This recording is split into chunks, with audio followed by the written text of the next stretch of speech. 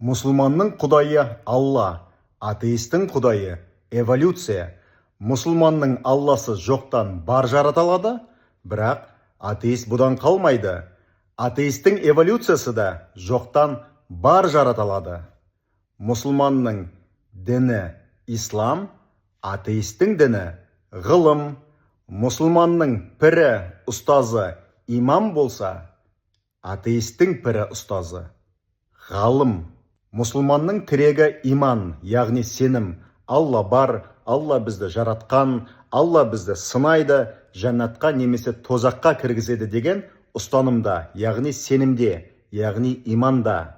Ал атеист сенім деген нәрсе болмайды, жоқ нәрсеге қалай сенуге болады деп алады да, өзі өмірде ешқашан көрмеген, ешқашан танымаған ғалымның бір тұжырымдамасын шындыққа жанастырып, соған сенеді, және ол нәрсені ол сенім деп атамайды. Мұсылман да, атеист те осы әлемді басқарып отырған жүйеге өте қолайлы адамдар. Мұсылман шындықты іздеп мешіт жағаласа, атеист шындықты іздеп өзі ешқашан танымаған, лабораториясында қасында болмаған, кітаптағы немесе тіпті қазір тірі болса да, сол бір адамның айтқаны бар, дәлелдегені бар деп, соған сеніп, осы жүйенің бір бол тегі болып жүрген өзі білмейді.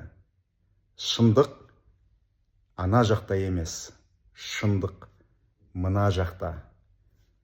Осыған үңілгенде шынайы шындықты көре бастайсың. Менің сөзіме сен. Имамдарға сеніп жүрсің ғой, немесе қайталап айтамын, өмірде көрмеген, танымаған тіпті ғалым деп жүрген адамға сеніп жүрсің ғой. Сенім деген сөзді мойындамаймын деп. Бірақ сеніп көр, осы қазаққа сеніп көр. Шындық мына жерде. Оянсаң ғана шынайы бақытты табасың.